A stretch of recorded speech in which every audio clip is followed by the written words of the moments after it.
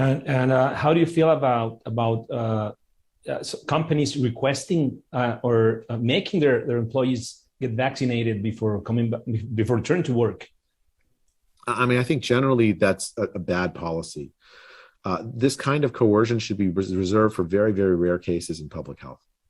Yeah. And in particular, if you are recovered from COVID disease, you actually have very good immunity, better immunity than someone who's just vaccinated.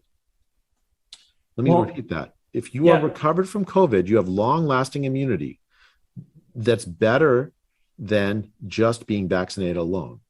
So it's irrational to tell people, oh, you can't come back to work, even though you're recovered from COVID and are immune, whereas vaccinated people who have less good immunity can come back to work.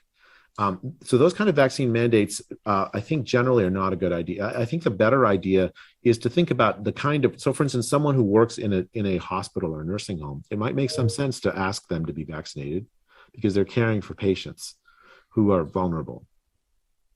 So what's the logic behind this policy of making everyone get vaccinated, even though they've already gotten the COVID?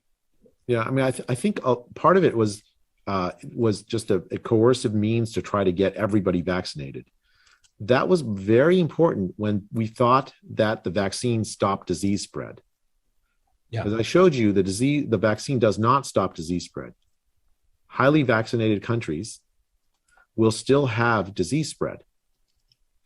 Yeah. So given that that's true, the vaccine then becomes more of a private matter. My vaccine protects me against severe disease, but much less likely to protect you because it doesn't stop all infection. It doesn't stop disease spread.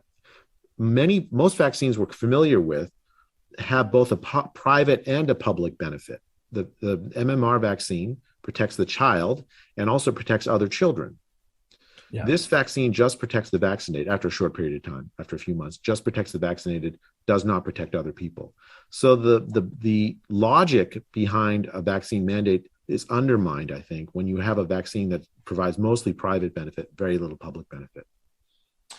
Okay, and you talked about the lasting protection for about 5 to 6 months, right? 4 or 5, yeah. Does it make any sense to have a third dose or a booster or something like that? I have to say that the data that I've seen regarding the booster is very, very inadequate.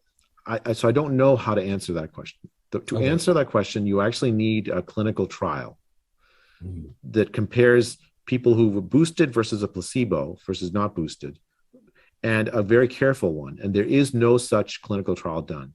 So the information on which people are making these decisions is I believe inadequate. I think it's possible to run a trial and to run a very quick one.